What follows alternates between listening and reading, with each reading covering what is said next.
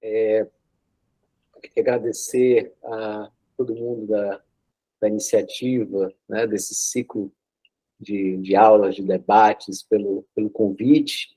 Espero poder contribuir, né, a, com a perspectiva, né, da jornada Ativismos da Rua e da Floresta.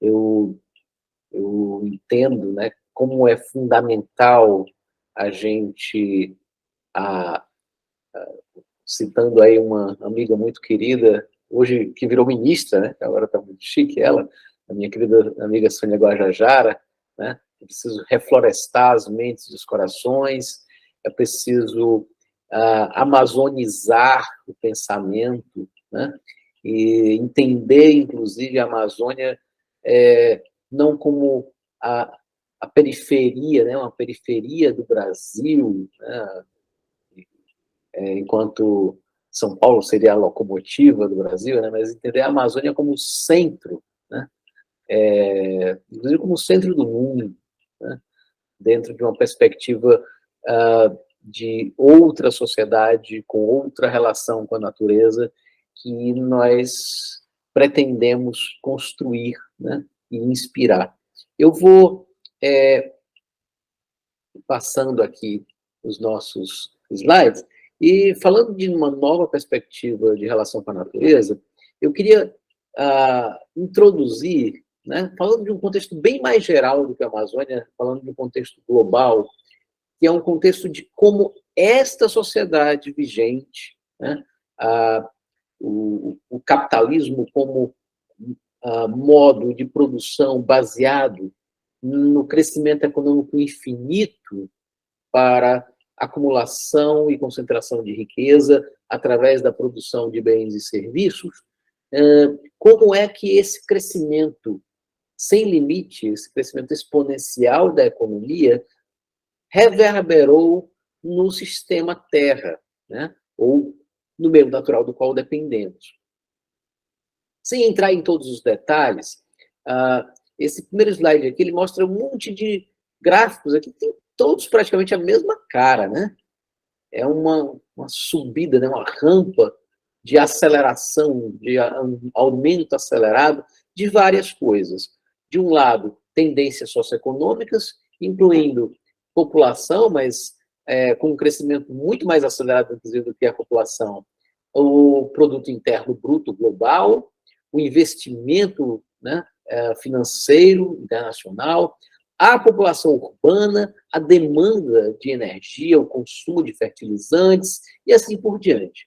E o que é que esse conjunto de alterações, né, mostradas aí nesses gráficos pequenininhos em vermelho, as tendências socioeconômicas, produzem quando a gente olha nas tendências do sistema Terra, acompanhando quase que de maneira simultânea essa enorme expansão da economia movida por uma demanda crescente de matéria e energia, né, para produzir desde o celular, que, né, cada um provavelmente, né, ou o celular ou o computador que cada um está usando, né, para produzir automóveis, para produzir, enfim, né, uma série de bens de consumo. O que é que isso tem impactado? Isso tem levado, obviamente, primeiro, porque o uso, né, a principal fonte de energia é combustível fóssil, ao aumento da concentração de CO2, acompanhando isso, né, outros gases de efeito estufa, que nós vamos mencionar, também tem a sua concentração crescendo exponencialmente, mas não só, né? A temperatura da superfície do planeta, o nível de acidez dos oceanos, a quantidade de poluentes colocados no meio ambiente, desde nutrientes, como nitrogênio e fósforo, até plástico, todos esses impactos cresceram exponencialmente acompanhando as tendências econômicas. E, nesse sentido, nós colocamos literalmente o planeta no limite. Existe uma formulação, uma teoria científica, né, originada aí no final dos anos 2000, em vias de começar os anos 2010, produzida a partir de um artigo científico de grande importância, publicado por um cientista sueco, o Johan Rockström, né, da Universidade de Estocolmo, hoje no Centro de Resiliência de Estocolmo, que propôs o seguinte: olha, nós temos um planeta limitado. Nosso planeta ele não é infinito, ele é finito. E, portanto, como é que um planeta finito vai comportar um sistema econômico cujo processo de evolução ao longo do tempo implica uma demanda cada vez maior, incessantemente maior, de recursos, seja matéria-prima, seja fontes de energia. E, nesse caso, né, quais seriam esses limites? São algumas coisas que nós precisamos manter, né, para que o planeta siga vivo, siga, entre aspas, funcionando, siga habitável, não apenas para nós, mas para tantos milhões de espécies que dividem essa morada conosco. E esses parâmetros, esses limites que não poderiam ser ultrapassados, são clima, biodiversidade, uso da terra, uso de água doce, acidez dos oceanos, fluxos, os chamados ciclos biogeoquímicos, né? É um palavrão, mas basicamente isso é a quantidade de nitrogênio e fósforo, que são nutrientes importantes no meio ambiente, a poluição atmosférica, a poluição pelas chamadas novas entidades, ou seja, coisas que não existiam, né?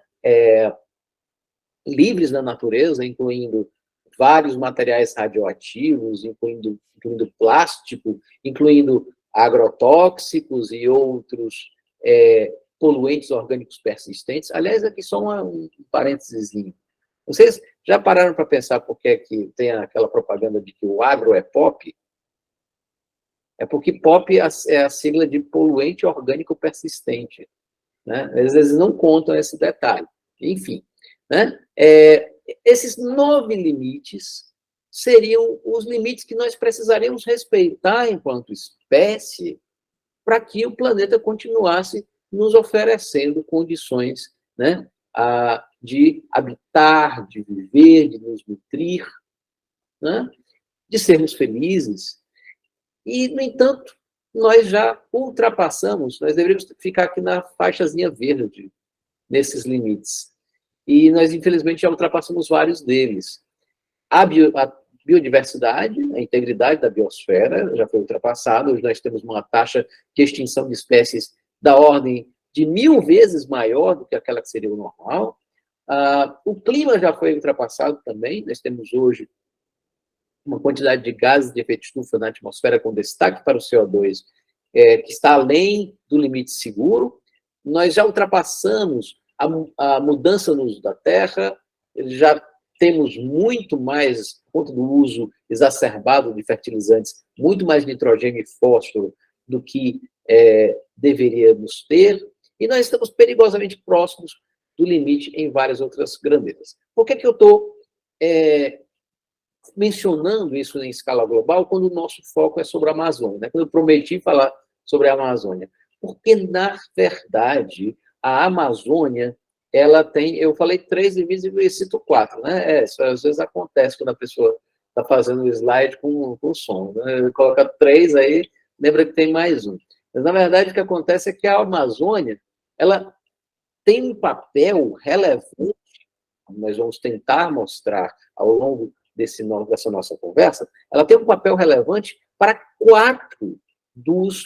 pelo menos 4 dos 9 limites planetários globais, né? E aí a gente vai ver que, na verdade, preservar a Amazônia não é apenas uma questão, né, de manter, né, aquele ambiente intacto. Significa evitar, porque muitas vezes no sistema Terra a gente tem o que a gente chama de efeito dominó, né? Você derruba um dominó e a pilha vai toda embora, é também proteger o planeta, né, de retroalimentações de efeitos cata perigosos. Ora, o que é que a gente vai agora falar, portanto? É de como a Amazônia interage com esses 4 limites citados: clima, uso da terra, biodiversidade e água doce. Vamos lá. Vamos começar falando da crise climática. Não fiquem muito preocupados e preocupadas com o teor de alguns slides, eu vou passar por eles rapidamente, porque o nosso foco não é crise climática, mas sim situar como a Amazônia está dentro desse contexto. Bom, basicamente nós temos hoje um crescimento basicamente ininterrupto da concentração de CO2 e de outros gases que prendem calor no planeta ao longo dos anos. Isso aí é dado observado, de medidas desde 1958. Mas nós temos como recuperar informação desde antes para a gente ver o tamanho do estrago nessa concentração de CO2. Isso aqui levando em consideração desde o período industrial, pré-industrial, ou seja, desde aí o comecinho do século XVIII até hoje. E o que a gente percebe é que durante muito tempo a concentração de CO2 ficou praticamente num patamarzinho constante, né? E aí depois o que aconteceu com ela? Ela rapidamente seguiu uma escalada exponencial, particularmente acelerada a partir da segunda metade do século XX. Se a gente tira mais ainda um zoom no tempo, e eu olho, por exemplo, o que aconteceu nos últimos 800 mil anos, aí a gente tem, talvez, a verdadeira noção do tamanho do estrago. Porque, pelo menos nos últimos 800 mil anos, e quem nos conta isso são os colegas cientistas que pesquisam o gelo da Antártica e fazem perfuração para coletar amostras de gelo a 3 quilômetros de profundidade, essa historiazinha contada pelo gelo nos diz que, ao longo de 800 mil anos, a Terra alternou períodos quentes e frios. Né? É que nem o desenhozinho animado, né? A Era do Gelo. Mas, se eu não me engano, eles só fizeram a Era do Gelo 1, 2 e 3. Eles, para serem coerentes com a natureza, eles podiam ter feito a Era do Gelo 1, 2, 3, etc., até o 8. Né? A franquia tinha muito o que falar aí. Né? Porque, no final das contas, a gente teve, nesse período aqui, 8 glaciações. É esse período mais frio aqui, onde a concentração de CO2, muitas vezes, fica abaixo de 200 partes por milhão. O que significa isso? 1 milhão de litros de ar, 200 são de CO2. Isso é típico de um período mais frio, como as chamadas glaciações. Já em períodos mais quentes, que se alternaram com essas glaciações, o CO2 subia para tipo 250, 270, 300 estourando. Como é que a gente está hoje? Nós estamos aqui, ó. A gente saiu da escala. Nós estamos quase com 420 partes por milhão de CO2. Tem muito mais CO2 na atmosfera. Tem, no mínimo, o dobro de CO2 que nós tínhamos em momentos de glaciação, e nós temos 50% a mais do que nós tínhamos quando do período pré-industrial. E o que significa isso? Que a nossa atmosfera ela prende muito mais calor do planeta do que prendia antes. Na verdade, de novo, não vamos falar dos detalhes, tem uma mensagem aí desse gráfico que é importante, é que para a gente encontrar 400 partes por milhão de CO2 de novo, que é o que a gente ultrapassou há poucos anos, é preciso você voltar de 3 a 5 milhões de anos no passado. E como é que era o mundo em equilíbrio com 400 partes por milhão de CO2 na atmosfera?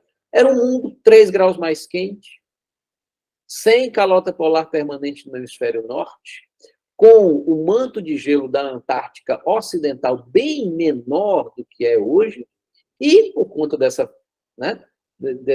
quantidade bem menor de gelo, os oceanos eram 20 metros, né, estavam 20 metros acima dos níveis atuais. Né? Esse é o planeta em equilíbrio com 400 partes por milhão de CO2. Sabe qual é o problema? É que a gente não parou em 400. A gente está indo, né? A gente segue queimando combustíveis fósseis, a gente segue desmatando, a gente segue, né, produzindo esses gases e produzindo, portanto, um desequilíbrio no balanço de energia do planeta. É tão grande esse desequilíbrio que é mais ou menos o seguinte, é como se você, a cada segundo, você explodisse 21 bombas de Hiroshima, pegasse todo o calor dessa explosão e jogasse no sistema climático da Terra. Né? Por segundo, isso dá 700 milhões de bombas de Hiroshima por ano. Esse é o tamanho, né, do estrago que esse excesso de CO2 e outros gases está produzindo no clima da Terra. O efeito disso, obviamente, é temperatura subindo, a gente, né, conhece bem isso aí, isso aqui é dado observado, é a temperatura chegando em valores completamente fora do que foi o normal nos últimos 2.000 anos. E, se eu quiser contar uma história mais longa, aqui tem 11.700 anos. É aquilo que os geólogos chamam de Holoceno. Né? Mas, basicamente, para nós, o que interessa é que foi o tempo de um período relativamente quente, né? Momentaneamente quente da Terra, com uma regularidade no clima que permitiu que os nossos ancestrais verificassem a existência de periodicidades no comportamento dos rios, das plantas, dos animais, e com essa percepção de que o clima tinha um comportamento regular, cíclico, a gente terminou se estabelecendo, né, deixando de ser, né, caçadores e coletores nômades, passamos a ficar fixos, né? Construir vilarejos, cidades e essa civilização maluca que a gente tem. Nós já estamos fora do intervalo de temperaturas desse período de 11.700 anos. Mas para a gente ampliar ainda mais o nosso leque de comparação, eu puxei o tempo para trás até nós chegarmos na última era do gelo, na última glaciação, tipo 22, 23 mil anos atrás, foi o máximo dela. Aí vocês podem dizer, Alexandre, mas então você está vendo que da glaciação até o tal do Holoceno, né, até esse períodozinho aqui de clima mais ameno, o clima mudou, a temperatura da Terra subiu tipo 4 graus. Sim, é verdade, mas ela subiu 4 graus em 10 mil anos, o que dá uma taxa de aquecimento de 0,04 graus Celsius por século. Qual é a velocidade de aquecimento que nós temos hoje? 1,2 graus Celsius por século. Nós estamos, portanto, com um aquecimento, esse causado pelo excesso de gases de efeito estufa emitidos pela humanidade, um aquecimento 30 vezes maior do que o último aquecimento natural que o planeta teve. Né? Isso para não termos dúvida do tamanho da crise climática. Né? E aí, essa crise climática ela se reflete, como a gente sabe muito bem, em extremos, em ondas de calor, em enchentes cada vez mais severas, sim, porque as taxas de evaporação são maiores, a quantidade de vapor d'água na atmosfera aumenta, e isso é matéria-prima para chuvas mais intensas. A gente tem uma tendência maior a incêndios florestais, aí um produto, muitas vezes, né, uma conspiração de fatores ruins, não apenas do ponto de vista climático, né, as altas temperaturas e o prolongamento dos períodos de estiagem, mas também aspectos de intervenção direta nossa nos biomas. Desmatamento, degradação, fragmentação, e todas essas coisas contribuem para aumentar, né, a susceptibilidade, a vulnerabilidade desses biomas florestais, né, e outros à ocorrência de incêndios. Vejam bem, as florestas até têm tentado contribuir para conter o aquecimento global. Como? Porque o que acontece é que quando tem muito CO2 na atmosfera, as plantas tentam acelerar a fotossíntese. Né? Fotossíntese é basicamente o quê? Tem CO2 no ar, a plantinha pega o CO2 para fazer o alimento para ela e devolve o oxigênio. Isso é fotossíntese. Se tem mais CO2, a planta tem condição de, em tese, mantidas outras condições, como fornecimento suficiente de água e nutrientes, ela tem condição de fazer mais fotossíntese do que fazia antes. E isso significa que a biosfera da Terra, as florestas, elas tentam remover esse excesso de CO2, elas jogam no nosso clima. Né? O problema todo é o seguinte, é que essa capacidade das florestas de retirar CO2 e tentar segurar o aquecimento global, ela está em risco. Por quê? Porque para isso acontecer, é preciso que continue tendo água para as plantas, é preciso que a gente não tenha temperaturas altas demais a ponto de prejudicar, né, as enzimas usadas na fotossíntese. A gente precisa, enfim, né, que não tenha queimada, desmatamento, etc. E o que acontece, no entanto, é que, a partir de um determinado ponto, com secas mais severas, com temperaturas muito altas, essa capacidade de sequestro de CO2, ela vai sendo perdida aos poucos. E aí a gente pode entrar numa situação que é o contrário.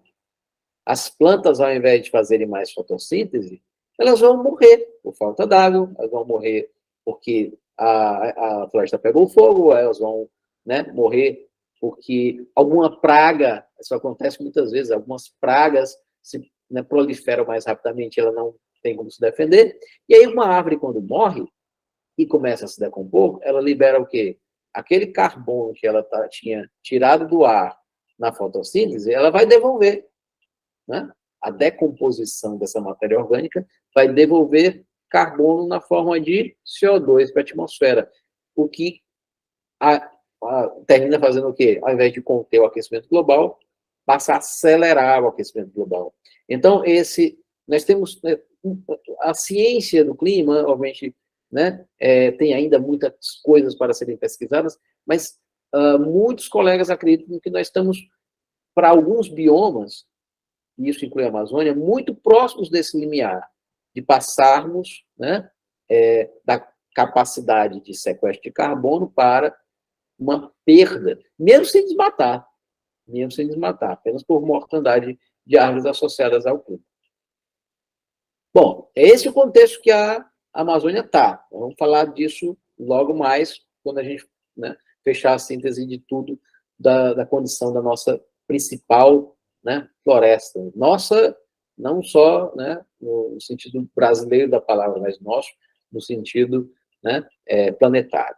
Bom, vamos falar um pouquinho de uso da terra e biodiversidade. Qual é o contexto aí? O contexto aí é o seguinte: nós hoje temos, se por um lado o sistema de energia coloca muito peso em cima do clima, porque combustíveis fósseis são a principal fonte de energia, e nessa brincadeira vão 37 bilhões de toneladas de CO2 pela queima de carvão, petróleo e gás todo ano para a atmosfera. Por outro lado, o sistema alimentar é o principal fator na ultrapassagem do limite seguro do uso da terra e da biodiversidade. E isso tem a ver com as transformações, inclusive, de dieta ocorridas globalmente. É verdade que a população cresceu nos últimos 60 anos. Ela aumentou algo do tipo 2,5 vezes, menos de 3. Mas o que acontece com o consumo global de carne é que ele aumentou por um fator de 6 vezes. Então, o que acontece é que hoje o consumo per capita de carne, globalmente, ele é mais do que o dobro do que costumava ser em meados do século passado. Qual a implicação disso? Não estou querendo dizer que só quem tem direito a comer carne agora é o europeu e o estadunidense, né? O australiano, detalhe, a América do Sul consome carne também pra caramba, né? Consome carne bovina. Mas o problema todo aí é o seguinte: do ponto de vista do uso da terra, o nível de consumo de carne hoje chegou num patamar simplesmente irracional. Nós temos, basicamente, só 29% da superfície do planeta é terra, né? É continente. Mas nem todo continente tem terra fértil. Você não consegue, né? Você não tem floresta e você também não consegue plantar em cima do gelo da Antártica. E nem nos grandes desertos, como o deserto do Saara, o Atacama e por aí vai. Então, apenas cerca de 70% das terras são férteis, né? Dos continentes são terras férteis. Mais da metade dessas terras férteis hoje já é ocupada pela agropecuária. Mais da metade dos biomas foram convertidos em antromas, né? Foram convertidos para produção agropecuária. A grande questão é assim: você pode dizer, não, mas a gente precisa dar alimento para 8 bilhões de pessoas.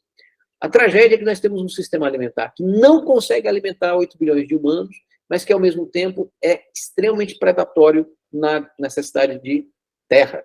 Por quê? Porque, vejam só, isso aqui é tudo que é agricultável, né? Tudo que é ocupado pela agricultura. Se você olhar a divisão aqui, esse vermelhinho aqui é o que é destinado para a produção de alimentos de origem animal. Carne, mas também laticínios, enfim.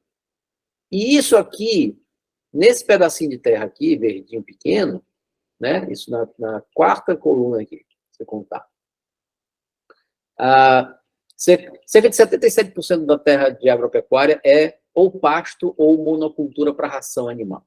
Vamos ser direto ao ponto. E só 23% é todo o resto do prato da gente.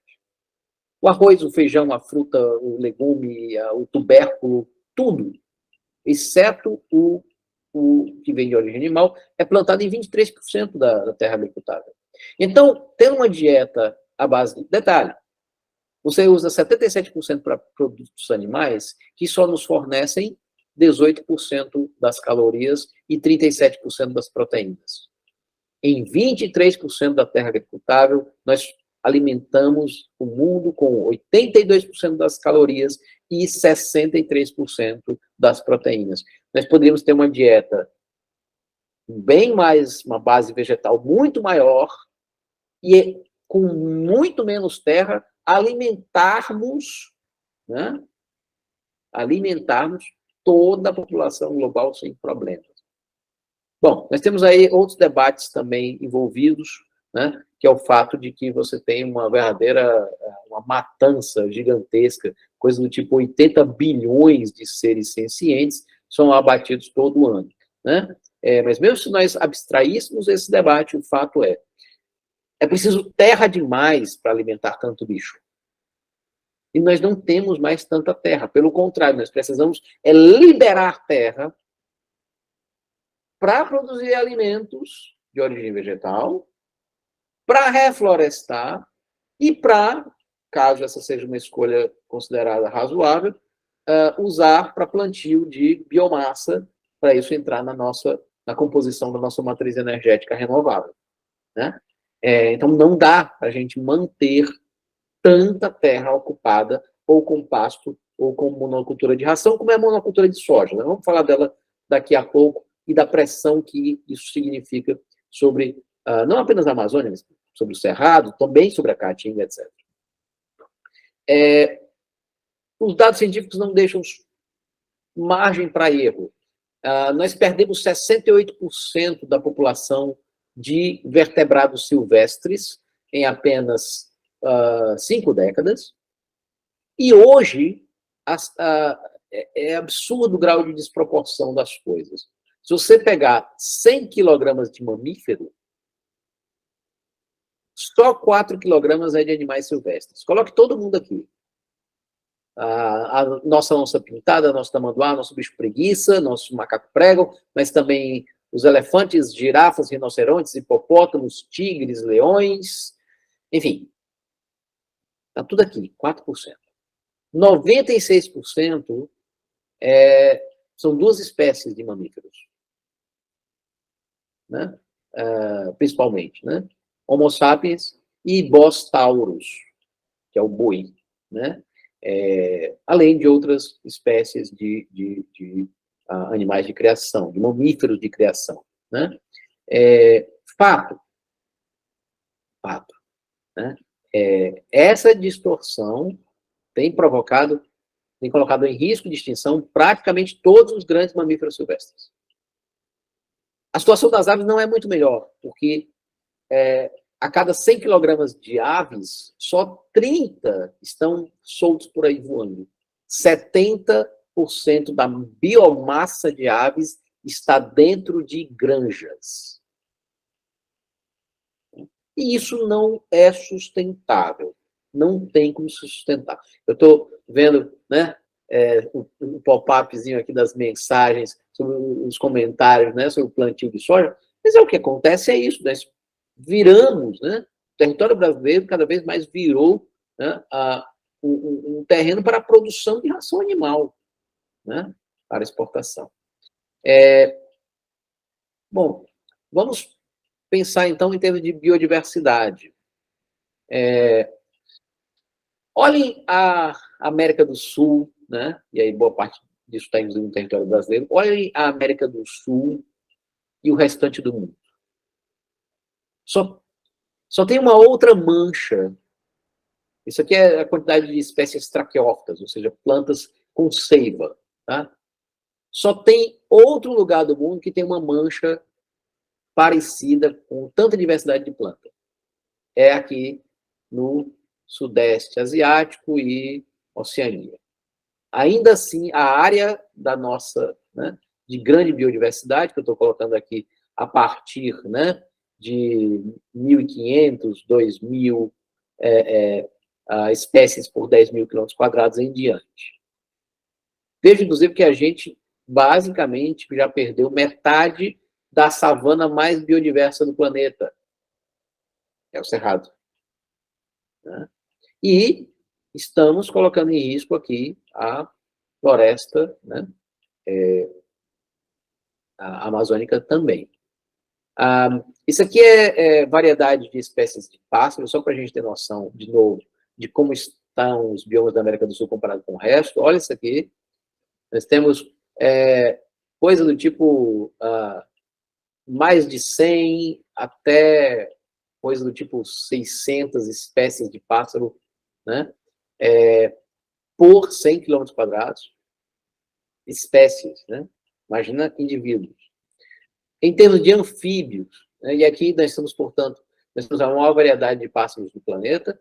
Anfíbios, a Amazônia tem, de novo, a maior variedade de anfíbios e mamíferos. Né? Então, vejam que poucas, né? Não dá para você ter comparação. E aí, algumas curiosidades. 30% da biomassa animal da Amazônia é de formigas. E se a gente for olhar para, não apenas para as formigas, né, mas para os insetos em seu conjunto, entendendo como os insetos são fundamentais para os ecossistemas funcionarem, você tem alguns que são decompositores, tem outros que são polinizadores, tem várias funções, né, ecológicas exercidas pelos insetos. Você pode ter até 20.000 espécies de insetos num único quilômetro quadrado de floresta. Vocês terem uma noção de um comparativo aí. Tem um parque nacional no Peru, que é particularmente rico em leptópteros, né? Borboletas e mariposas, ao ponto de você ter mais de 13.000 espécies num único parque. E a Europa toda tem 321 espécies de borboleta. Então, realmente é fantástico a gente imaginar um bioma capaz de ter tamanha biodiversidade. Bom, aí isso nos coloca, né, esse contexto aí nos coloca, portanto, com a Amazônia como primeiro, o ecossistema como a biodiversidade planetária, o lar de 1 em cada 10 espécies vivas do mundo e um local onde você tem mais de 40.000 espécies de aves. Só um parênteses, né, nesses tempos de pandemia, né, é que onde você tem uma grande biodiversidade, você também tem uma enorme microbiodiversidade. Né? Toda uma relação, né, predatória para com os biomas da África, né, já deveriam ter servido de lição, porque nós temos 2 caminhos para pandemias. Um é você pegar um vírus de um animal silvestre e permitir que ele salte ou para um animal que a gente consome ou convive, ou diretamente para nós. Isso foi o caso do HIV, isso foi o caso do Ebola, foi o caso do coronavírus, muito provavelmente. Ou a outra maneira de você ter uma pandemia é você pegar um monte de animal confinado, todos geneticamente semelhantes, e permitir que, eventualmente, algum vírus apareça ali. Né? E aí, a gente tem H1N1, H5N1, H3N2, H7N9, né?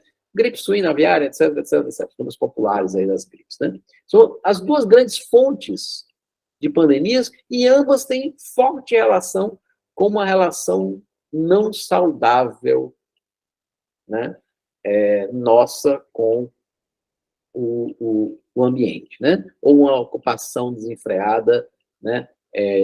Muitas vezes substituição de biomas silvestres para a agropecuária ou simplesmente todo o processo aí associado à indústria da carne. Então, vamos prosseguir. A gente já falou de quê? Clima, uso da terra, biodiversidade. Vamos falar agora de água, né? O mapa de cima é chuva. Bom, chuva barra neve, né? Mas, bom, neve não temos aqui. Né? Na nossa floresta tropical. Vocês estão vendo que não tem nenhuma mancha tão grande com chuva acima de 2.500 milímetros por ano. Nenhum lugar tem tanta chuva assim.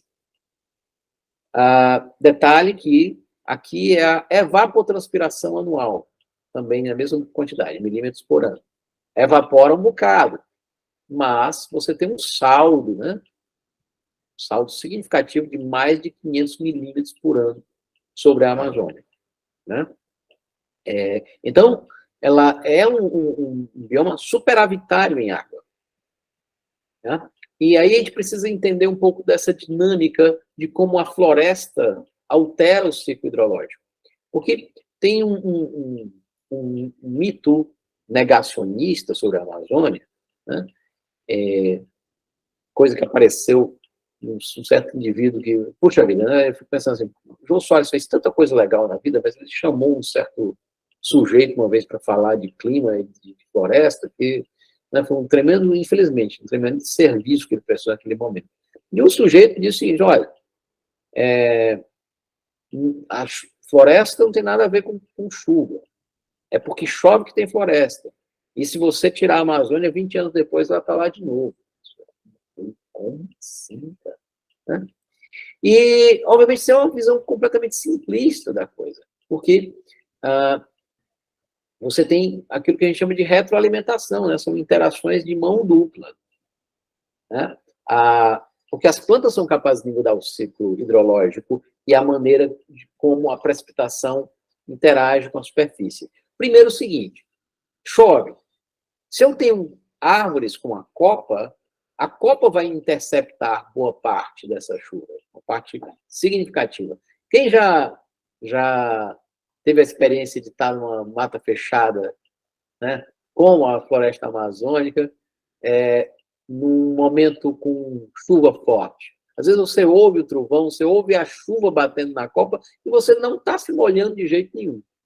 Você vai se molhar muito depois. O que acontece é o seguinte, é que parte da chuva é retida pela copa e você passa a ter depois a evaporação dessa água diretamente a partir da copa. Ela nunca desce. A outra diferença é a seguinte, é que, tudo bem, você tem aquela chuva de floresta, aquela coisa que fica pingando, né, gotejando, mas uma parte importante da água, né, exatamente por processos que a gente chama na física de tensão superficial, a água vai escoando pelos galhos e chegando no tronco e escoando suavemente para o pé da árvore. Isso permite que você tenha infiltração de uma parte muito significativa dessa chuva de uma maneira suave, sem produzir erosão. É totalmente diferente do que acontece quando você tem chuva em superfície nua, sem floresta. Você, primeiro, você produz erosão, né, arrasto de sedimento, empobrecimento do solo. Segundo, você passa a ter muito escoamento superficial. Você favorece, no caso de floresta, né, a infiltração e escoamento subterrâneo. Né? Então, o que acontece é que a maneira como uma floresta interage com a chuva já é diferente de uma maneira como uma área sem floresta interage com a chuva. Mas o que é que essa maneira de interagir diferente produz? Veja, Primeiro, eu falei já da água acumulada na copa, né? Segundo, eu falei da infiltração. Ora, a infiltração vai permitir uma outra coisa. As plantas vasculares, né? Né? Que são justamente plantas com raízes e dutos por onde sobe a seiva, essas árvores vão fazer a seguinte coisa. A água que elas ajudaram a gentilmente infiltrar-se no solo, essa água ficou guardada para essa mesma planta, ou para as outras plantas usarem depois. Importante, mesmo no dito período seco da Amazônia, você tem um forte fluxo de umidade para a atmosfera. E por quê? Porque a raiz puxa a água que está lá embaixo, essa água sobe, vai chegar lá nos galhos e nas folhas, e na folha você tem transpiração. Né? Pelo mesmo buraquinho, tem um buraquinho que a gente chama de estômago nas folhas, né, das árvores, são microscópicos, você não vê. Mas é ali onde entra CO2 e sai oxigênio. Ali também sai água. É por ali que ela transpira. Eu aqui estou, né, que nem uma árvore da Amazônia, transpirando bastante aqui no calor fortalezense. Tá? O que acontece aí, portanto, é que a floresta, ela repõe de imediato uma parte da umidade, ela tem uma reciclagem de umidade rápida, a partir do que ficou preso na copa, e ela tem um processo de reciclagem de umidade lento, por conta do estoque de água que ela produziu ali no solo e que vai utilizar ao longo dos meses, mesmo os meses onde a chuva ou não existe, ou pelo menos fica bem reduzida. A atmosfera, portanto, fica sendo realimentada de umidade no caso de floresta, coisa que numa superfície sem floresta não tem. Então, sim, chuva produz floresta, mas floresta produz chuva de volta. E, basicamente, dada a configuração peculiar, particular da geografia do continente sul-americano, isso vai ter uma repercussão fundamental na distribuição de chuvas do continente. Por quê? Porque, basicamente, nós temos uma coisinha aqui, uma coisinha pequenininha, só que não, chamada Cordilheira dos Andes, que serve como uma barreira, né? Serve como uma barreira para os ventos, né? Porque nas regiões tropicais, em geral, os ventos sopram de leste para oeste, são chamados alísios. Só que eles vão encontrar a barreira dos Andes. E os Andes vão forçar esse vento a se desviar, ele vai ter que ir para algum lugar. Ele se desvia rumo ao sul, produzindo aquilo que tem uma siglazinha aqui, LLJ, a sigla em inglês para jato de baixos níveis. Esses ventos eles se desviam, né, indo aqui para o sudeste. Ora, mas o que acontece é o seguinte, esses ventos eles vêm trazendo umidade dos oceanos. Mas se não tivesse floresta, sabe o que acontecia? Chovia aqui em cima do continente, o resto de umidade era perdido quando os alísios encontrassem os Andes, porque na hora que você tivesse essa barreira, ela ia forçar a perda de umidade, e esse vento vinha seco aqui para o sudeste. O que acontece quando eu coloco agora uma floresta no meio do caminho? Eu falei para vocês de dois mecanismos de reciclagem de água. O mecanismo rápido, por conta de acumulação de água na copa, e o mecanismo lento, pelo estoque de água que a floresta facilita ser criado, né, nas porções mais profundas do solo, e que vai ser bombeado pelo sistema de raízes ao longo, né, dos meses de estação seca. Então, quando você coloca floresta, você tem a capacidade agora de recuperar parte da umidade, devolvendo-a para a atmosfera. E aí, o tal jato de baixos níveis, que segue para o sudeste e que seguiria seco, ou com pouca umidade, ele agora, graças à presença da floresta, ele segue úmido. Ele segue úmido. E nós graças a essa maravilha, nós temos regiões ali, um subtrópico úmido. Em geral, você olha as regiões subtropicais, elas são regiões em que o ar, em geral, ele sobe em torno do Equador, né, nos trópicos, aquilo que a gente chama de zona de convergência intertropical, ele sobe ali, tem muita chuva nos trópicos, e aí esse ar desce nos subtrópicos. Seco, ele vem de cima, seco. E aí são regiões onde, inclusive, predominam os maiores desertos e semiáridos do mundo. Se você olhar a faixa de latitude, né, você vai encontrar ali as regiões secas, né, do México, você vai encontrar o Saara, você vai encontrar, né, ao sul você vai encontrar ali a savana seca, né, do sul da África, você vai encontrar a Austrália, mas você olha para a gente aqui, você vai encontrar um sul-sudeste úmido. Então, sim, nós temos uma floresta ajudando a esse processo. O caminho dos rios aéreos é algo bem conhecido hoje, não vou repetir algo que eu já coloquei aqui, vamos avançar. Eu já estou vendo aqui o meu tempo, eu falo muito, gente, desculpa, mas eu vou tentar um pouquinho, né? Fica à vontade, professor, a gente está amando aqui. Juliana. Então, primeira coisa é a seguinte, nós temos 1/5 da água doce do planeta na bacia amazônica. Né? Olha só que coisa fantástica, coisa incrível.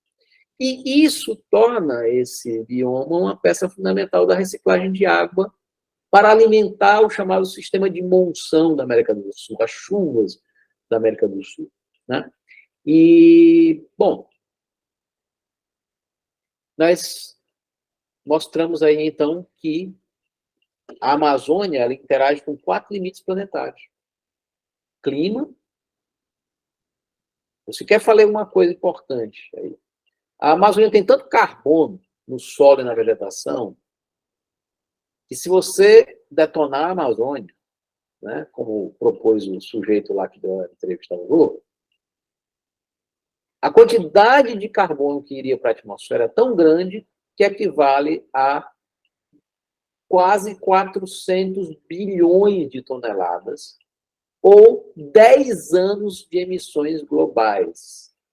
Sabe, você pegar 10 anos com as termoelétricas da China, os carrões dos Estados Unidos, né, os aviões e navios de todo mundo, tudo somado. Se você perder a Amazônia, é 10 anos desse negócio todo. E assim, perder a Amazônia é game over do clima global. Vimos também o seguinte, não tem lugar no mundo com tanta biodiversidade.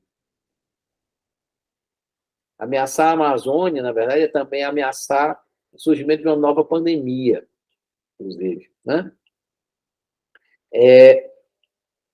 Falamos de uso da terra, da necessidade de a gente ter manter a integridade de biomas silvestres, porque nós já passamos do ponto, né? Mais da metade das terras férteis do planeta sob controle da agricultura. E agora nós estamos falando de água.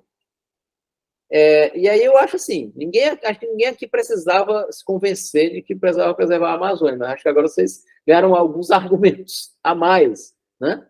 Exatamente para a gente enfrentar os 1000 ataques que a maior floresta tropical do planeta tem sofrido. Primeira coisa importante, hoje, as florestas tropicais elas estão no limite de virarem fonte de emissão de carbono. Né? Detalhe, isso aqui é onde não está considerando desmatamento, tá? Não está considerando desmatamento. Se você pegar sem desmatamento, a Amazônia ela tem um sequestro de carbono marginal hoje de 100 milhões de toneladas de CO2 por ano.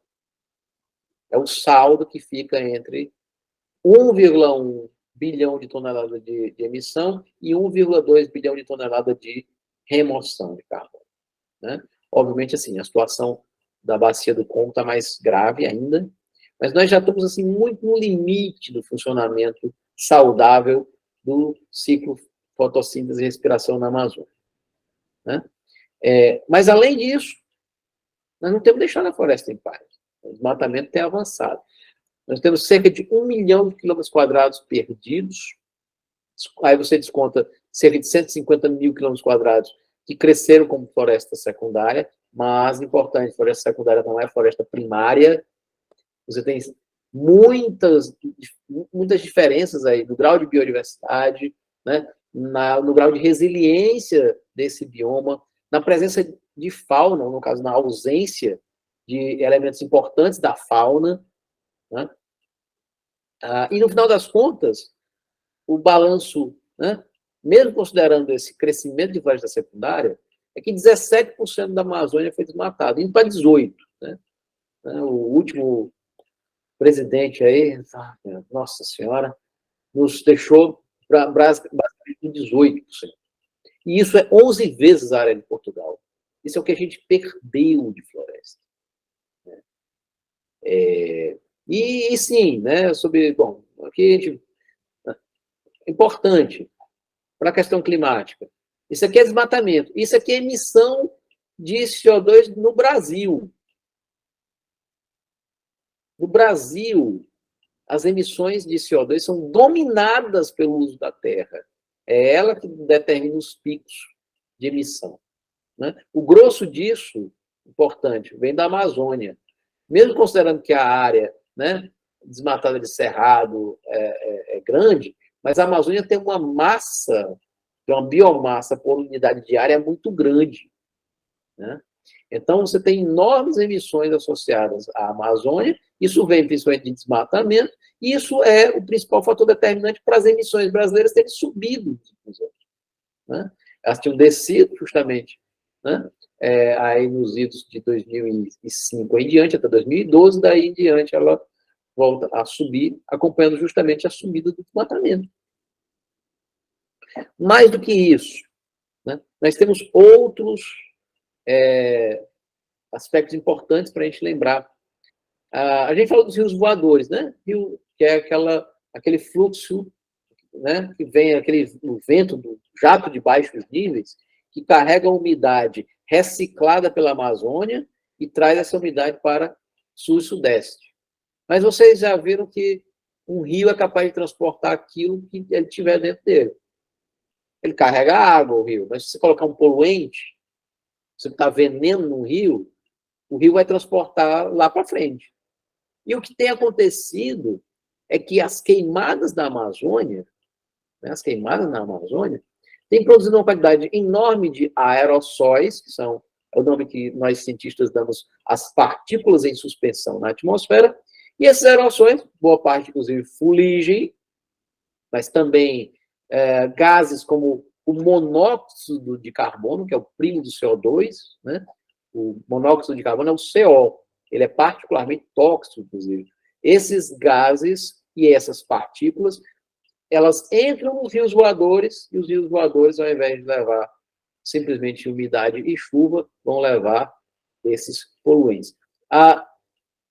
Isso, né, quem mora em São Paulo teve a oportunidade de ver isso, né, ao vivo e a cores. Desculpa, não tão a cores, né? Mas isso a gente sabe muito bem. Isso está registrado em imagem de satélite desse dia fatídico. Isso está registrado em detectores de monóxido de carbono. Olha aqui, gente. Isso aqui é monóxido de carbono. De onde é que vem isso aqui? Né? Nesse dia, o vento já de baixo nível, ele não estava vindo para o sudeste. Ele estava vindo, né, esse é o mapazinho à esquerda, ele estava indo lá para o Paraguai. Mas como assim o Paraguai agora virou uma China, uma mini China de tanta indústria e termoelétrica para produzir tanto monóxido de carbono? Não. Isso veio da Amazônia, foi transportado pelo jato de baixo nível a partir da Amazônia. Né? Aí, mais uma questão, não vou poder entrar nos detalhes, mas vou contar rapidinho. As queimadas, né? Falando dos 1000 ataques, o desmatamento direto é a fragmentação, etc. As queimadas são particularmente agressivas, elas mudam, inclusive, as características da chuva. Eu vou terminar tentando explicar, porque isso aqui foi... tem um artigo aqui na revista prestigiada revista Science, do qual eu tenho a honra de ser um dos coautores, ao lado de alguns dos meus ídolos. Sim, aliás, literalmente do lado de um dos meus ídolos aqui, o nosso querido Paulo Artacho, um dos maiores cientistas, não só do Brasil, mas do mundo. Nesse artigo, a gente mostra uma coisa muito interessante. Interessante, tristemente interessante, né? Isso aqui é um exemplo, né, de transporte de material das queimadas da Amazônia e do Brasil Central para o Sul, né? O que é que tem aqui dentro nesse processo? Quando você vai formar uma nuvem basicamente é vapor, né, umidade que tem na atmosfera e se condensa. A nuvem, ela já é água, ela já tem água em estado líquido. Mas essa água, ela para se condensar, ela precisa de uma superfície. Ela não condensa sozinha, ela condensa em cima de alguma coisa. Bom, você não tem um objeto lá em cima da atmosfera para a água se condensar. Mas você tem partículas que estão suspensas no ar. Partículas pequenininhas, os chamados aerossóis. Esses aerossóis vão formar, então, ao redor deles, gotas líquidas, gotinhas. Bom, o tamanho dessas gotas é importante para saber se a nuvem vai produzir chuva facilmente ou se ela vai dar trabalho para produzir chuva. Por quê? Porque se as gotinhas nascerem grandes, elas começam a cair, ela tem tamanho para começar a cair, e vão começar a colidir, a se juntar com as gotinhas que estiverem embaixo. Então, rapidamente, né, nuvens com gotas que já nascem grandes produzem chuva. Rapidamente você tem... Né, a garoa lá de São Paulo era um exemplo, né? Só que o que acontece é o seguinte, para que você tenha vapor d'água, perdão, para que você tenha gotas grandes, é preciso que o vapor d'água que tem no ar, ele se distribua em poucas gotas, para que as gotas nasçam grandes. Quer uma analogia? Vamos supor o seguinte, né? Então, vou pegar aqui, tá? O Guilherme e a Juliana. Vamos supor o seguinte, Guilherme, Juliana e eu, nós vamos aqui para uma pizzaria. Aí a gente pede uma pizza família, vegetariana, maravilhosa, enorme. E aí divide entre nós três. E aí a fatia é grande pra caramba, né? Sai todo mundo de, como dizemos aqui no Nordeste, de bucho cheio. Mas o que aconteceria se ao invés de irmos só nós três, a gente chamasse todo mundo que está aqui na sala? As 31 pessoas que estão aqui na sala, para comer a mesma pizza. Ia ter só um tequinho, né? Eu tenho que fazer a pizza trinchada, como eu já vi. Só um... Pois agora o que acontece é o seguinte. Vamos fazer essa analogia agora com a atmosfera. Com a atmosfera limpa, tem poucos aerossóis na atmosfera. O vapor d'água, quando vai se condensar, se divide em poucas partículas e cada aerossol vai ficar com muita água condensada. A gota que se forma ao redor do aerossol nasce grande, que nem a fatia de pizza da farra minha, do Guilherme e da Juliana. Mas agora imagine o seguinte, que você poluiu o ar. Seja com indústria ou com algo que não consegue ser pior do que indústria, uma queimada em floresta. Ao invés de você ter poucos aerossóis, poucas partículas, a poluição leva a que você tenha uma infinidade de aerossóis no ar.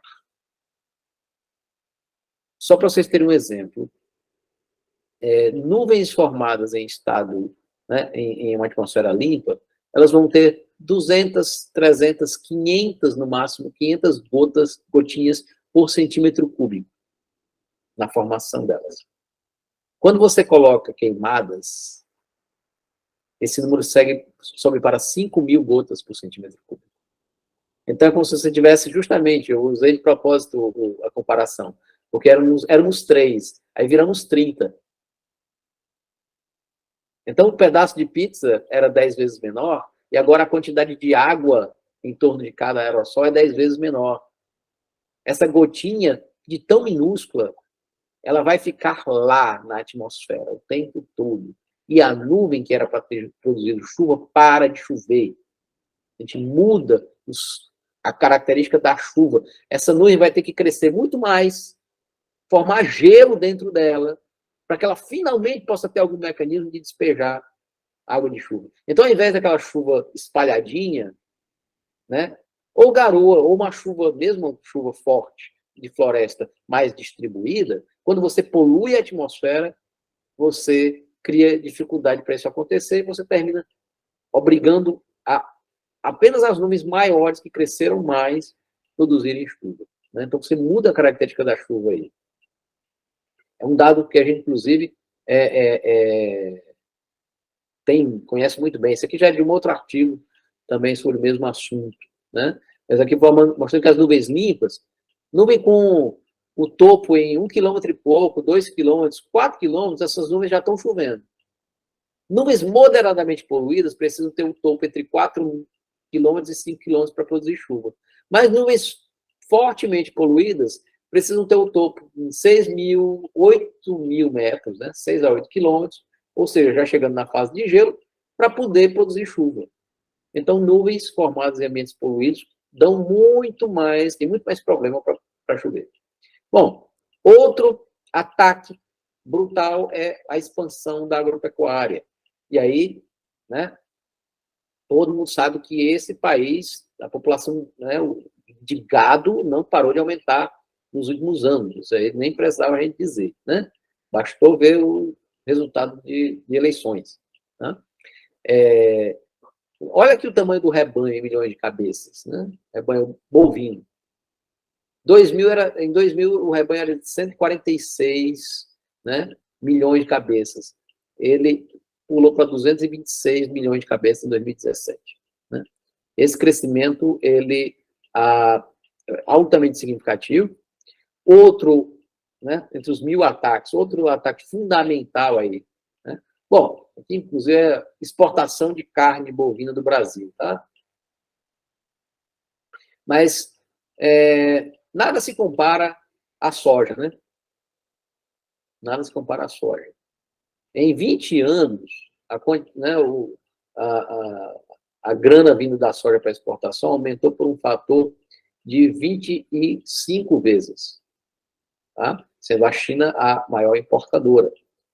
Detalhe, sequer dá para separar uma coisa da outra, né?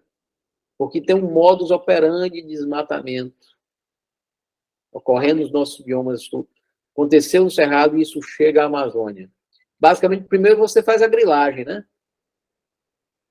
Aí você desmata, vende a madeira, né, que tem valor comercial, e depois queima. Você queima, aí bota um punhado de cabeças, né, de cabeças de gado ali. Ok, depois de alguns anos, né, esse desmatamento se consolidou, você ou vende ou, né, ou vai para o plantio de soja, para monoculturas. Né?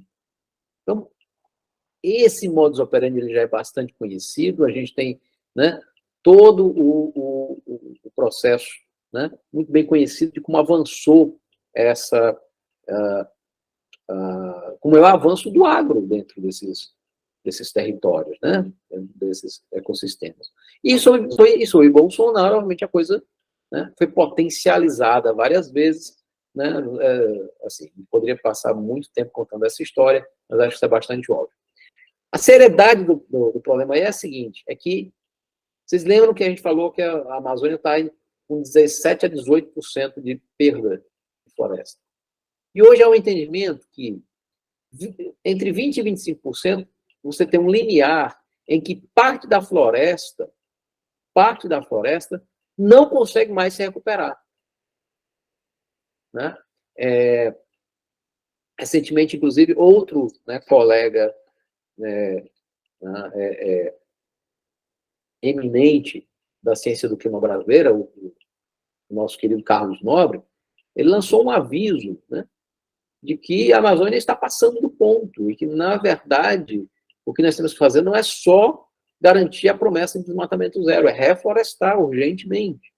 Por quê? Justamente porque nós estamos no limiar de savanização de uma parcela da floresta, né? Especialmente a porção sul e leste da Amazônia, que tem uma estação seca, uma queda de chuva mais pronunciada, né? Um total de chuvas menores, etc. E está vizinho a um outro, né? Bom, acima a savana venezuelana, ao sul, ao Cerrado, né?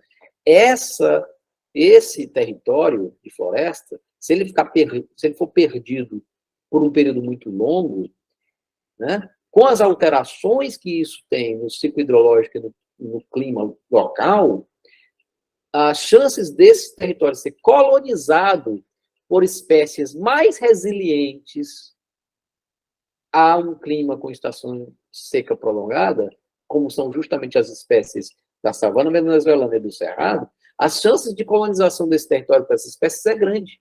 E aí você entra numa condição em que, ora, o que é que as espécies, né, de regiões, né, subúmidas e semiáridas fazem? Elas têm estratégias para lidar com a falta de umidade, com as estações secas prolongadas, com as secas recorrentes. Elas, às vezes, perdem folha, às vezes elas fecham os estômagos das folhas para evitar a perda de umidade.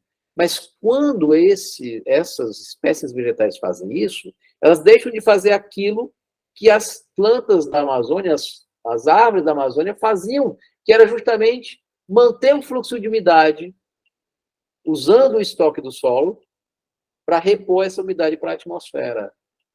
E aí, se você não está repondo umidade para a atmosfera, o que é que você vai fazer? Você começa a perder chuva. E perdendo chuva, como é que você vai manter uma floresta tropical de pé? E aí, mais um pedaço da floresta tropical morre. Mesmo sem desmatar. Se esse pedaço, né, de floresta morreu, a tendência é esse pedaço de terra ser do quê? Colonizado por outras espécies vegetais. E aí vocês estão percebendo que agora a coisa entra num loop, né? O processo ganha força própria. E é justamente aquilo que o nosso colega Carlos Nobre chama de savanização. É esse processo que, uma vez você chegando num limiar de perda de floresta, a coisa anda sozinha a partir do local. É isso que a gente está querendo evitar, né? Além disso, o que é que acontece? Sem floresta, você passa a ter uma mudança do balanço de energia na superfície. Ora, o que é que acontece quando você tem floresta? Você tem evapotranspiração. Se você tem evapotranspiração, boa parte do calor, né, mandado da superfície para a atmosfera vai na forma do que a gente chama de calor latente. Que é isso. Quando você evapora uma molécula de água, a energia que você deu para ela evaporar, essa energia está sendo transportada para a atmosfera. Mas não é na forma de um aumento de temperatura. É guardado dentro da molécula e esse calor só é liberado lá em cima com a mudança de fase, quando essa molécula se condensa, quando ela entra no estado líquido. Isso é totalmente diferente, né? Só para a gente ter uma noção aí. É totalmente diferente quando você pega uma cidade. Porque você só tem asfalto e concreto.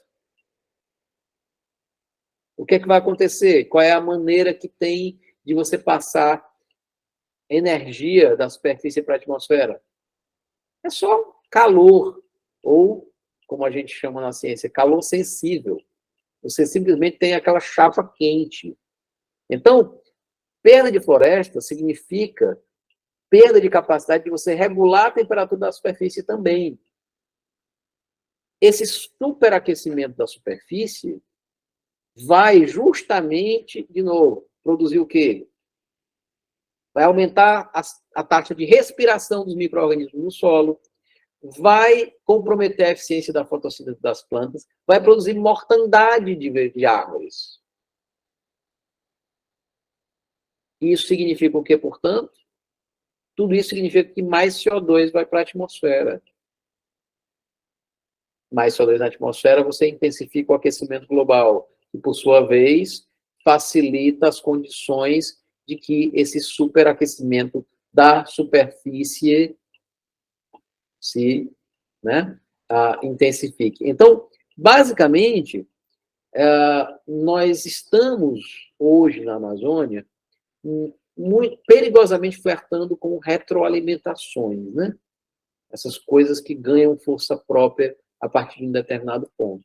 Com efeito, isso acontece em períodos de seca recorde, como 2005, 2010, com o fato de que hoje, considerando o desmatamento, né? Vocês viram que sem desmatamento, a Amazônia já é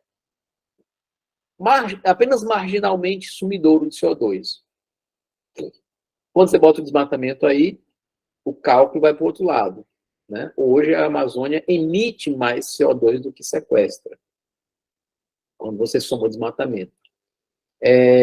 E, veja só, uma parcela importante da floresta, detalhe, né? É basicamente desenhando o chamado arco do desmatamento, né? Basicamente é o arco do desmatamento. Essa região já tem emissões positivas, ou seja, ela é uma fonte de emissão de carbono, quando deveria ser o contrário, né? A floresta deveria sequestrar carbono. Importante a gente lembrar, inclusive, que grandes empreendimentos, né? Construção de estradas, tem uma série de fatores que contribuem diretamente para alastrar, né, esse processo aí. Mas vamos falar rapidamente de uma última coisinha antes da gente encerrar, e eu passar a palavra para vocês, já pedindo desculpas por ter me estendido tanto, né? Mas vamos falar aqui da última linha de defesa, né? Cuja importância é hoje absolutamente crucial e precisa ser reconhecida. Primeiro, para ser reconhecida do ponto de vista físico, do palpável, né? Do material, do aspecto material. É o fato de que terras indígenas emitem 25 vezes menos CO2 por unidade de área do que as terras não indígenas. Se tem hoje, né, uma barreira que evita, que mantém o estoque de carbono da atmosfera no chão, o estoque de carbono da Amazônia no chão, evitando que ele vá para a atmosfera, essa barreira são justamente as terras indígenas e as unidades de conservação. Né? Segundo, justamente por interromperem o avanço do desmatamento, degradação e fragmentação dos biomas, né? Essas terras indígenas, elas terminam estabelecendo uma proteção contra, né, contra incêndios, né, né, mantendo justamente, né, a presença de fauna, porque essa é uma coisa muito importante, né? Algo que tem acontecido com certos biomas é a chamada defaunação. Uma floresta sem os seus animais, ela não é a mesma coisa. É importante que se diga. Né?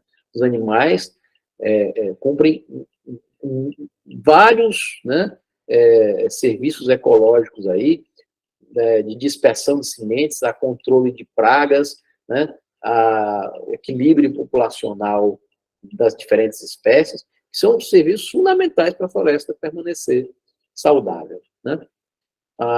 E aí a gente vê as terras indígenas demarcadas e ainda dizem que tem muita terra para pouco, e aí, né, o termo pejorativo, né, muita terra para pouco índio. Né? Quem dera a gente tivesse esse território, né, em sua ampla maioria, de fato demarcado como terra indígena, né, e unidade de conservação. Né? É exatamente a falta de garantia de uma de um amplo território contíguo demarcado que coloca a Amazônia em risco. Né? Toda política de proteção desse bioma tem que passar imediatamente pela demarcação desse processo maravilhoso. E aí, só para a gente ilustrar um pouco da sociodiversidade, né? Por isso que a gente fala de sociobiodiversidade, né? Que tem muita diversidade de espécies de plantas e animais, assim como tem muita diversidade de língua, né? tem muita forma de falar, né? E de pensar. E por falar em pensar, eu queria aqui trazer para vocês a outra reflexão. É que nesse processo, né, eu tinha falado no início, né, de amazonizar, né, os nossos pensamentos, as nossas perspectivas, né, eu queria falar da contribuição, não apenas material, para manter a floresta de pé, que os povos indígenas têm tido, mas na capacidade deles de, enquanto força social e enquanto produtores de conhecimento e de pensamento, o que eles nos têm ofertado como saída para uma crise profunda, profunda crise ecológica e climática que se estabeleceu em escala global, né? Isso vem desde a Constituinte, né? Eu dou a dica aí para quem não conhece, né? Tem que procurar aí o Ailton Krenak bem novinho, né? Pintando o rosto de Genipapo na Constituinte de 88 e fazendo um discurso emocionante, né? Um marco aquilo ali. Posteriormente, uma mudança de escala do movimento indígena, com o surgimento da articulação dos povos indígenas do Brasil, né? E, óbvio, hoje, felizmente, popularização, eu gostaria que fosse em escala bem maior, mas a popularização de pensamentos, né, de formulações teóricas trazidas por pensadores do naipe de Ailton Krenak e Davi Kopenawa, né, dentro desse contexto. Eu, por exemplo, não conheço nenhuma crítica ao capital tão radical quanto A Queda do Céu, né? Recomendo demais a leitura, tá? E sim, a gente precisa, com efeito, mudar, né? Trazer hoje um ativismo, né? Uma luta política ecologizada, né? Transformada profundamente em relação aos paradigmas que, em geral, nos guiavam, né? Guiavam as nossas mobilizações aí nos idos de 1980, 1990 e até a virada do milênio, né? Hoje, nós temos, né, que certamente falar de bem viver, da perspectiva dos povos originários, de uma outra forma de se relacionar com a natureza, se quisermos, com efeito, apresentar uma alternativa de saída para essa profunda crise, para essa extrema desigualdade, né, em que esse sistema tão perverso nos mergulhou. Bom, eu paro por aqui, eu acho que queria não só falar, queria ouvir também, né? Espero que tenha conseguido contribuir aí com a jornada, tá?